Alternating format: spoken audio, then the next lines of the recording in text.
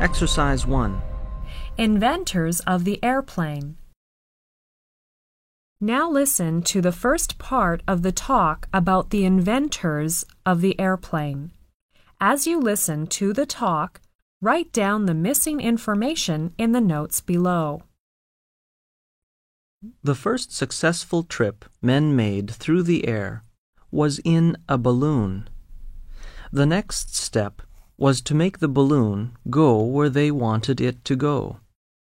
This they did by adding motors and propellers.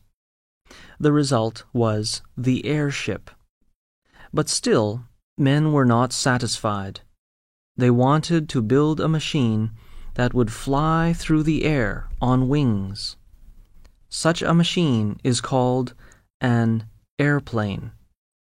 Many people in Europe and in America worked on this concept.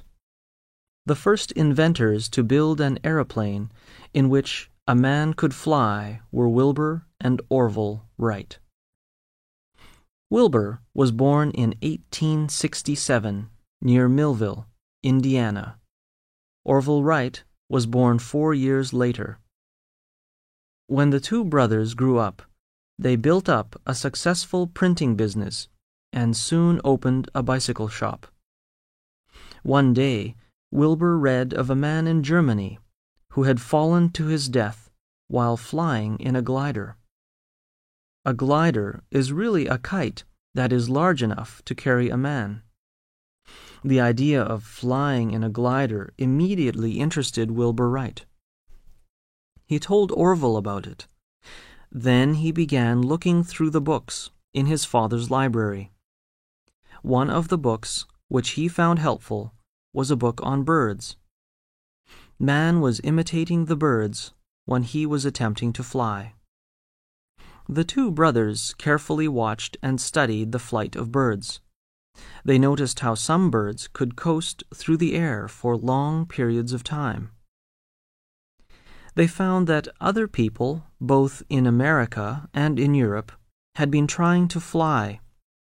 These people had built gliders too.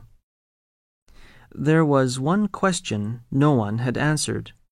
That was how to balance the glider when it began to dip forward or backward or to one side.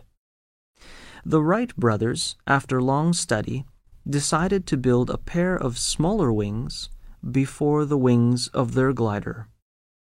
By turning these smaller wings up or down, the glider would not dip forward or backward too far. For 4 years, the Wright brothers studied and worked on this problem. At last, they were ready to build a glider of their own. In the fall of the year 1900, the Wright brothers built their first glider at Kitty Hawk, and the test flight was a success.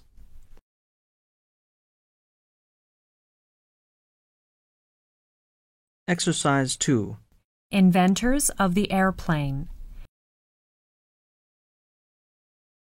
Now listen to the second part of the talk about the inventors of the airplane and fill in the missing information in the notes below.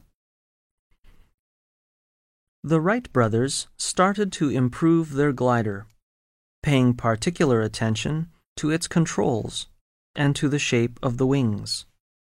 The new glider was longer and had a tail, but they wanted to add power to their glider.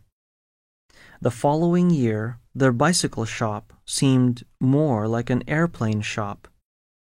Orville designed an engine which they built and mounted on the glider to produce flying power. They also experimented with various designs for the all-important propellers. It was December when the Wright brothers' plane was ready for the flight. Orville climbed into the plane and started the motor. Wilbur was holding the end of one of the wings to keep the plane level. Slowly, the plane started forward. It gained speed and rose into the air.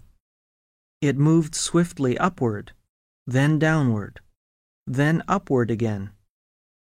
It was not a smooth ride, but it was successful. The plane came down undamaged, 120 feet from where it had started. 3 more flights were made that day. The longest was 852 feet, and the time in the air was 59 seconds. It was not a remarkable record, but it showed the Wright brothers that their plane was successful. Man had actually flown in an airplane.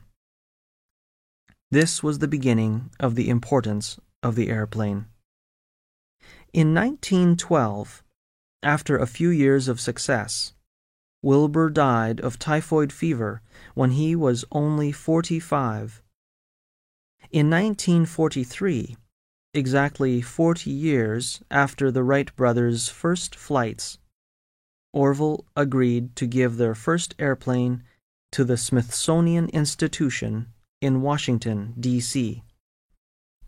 On January 30th, 1948, Orville died at the age of 77 after a short illness. The Wright brothers will never be forgotten. The names of both brothers are firmly and forever linked in the history of aviation.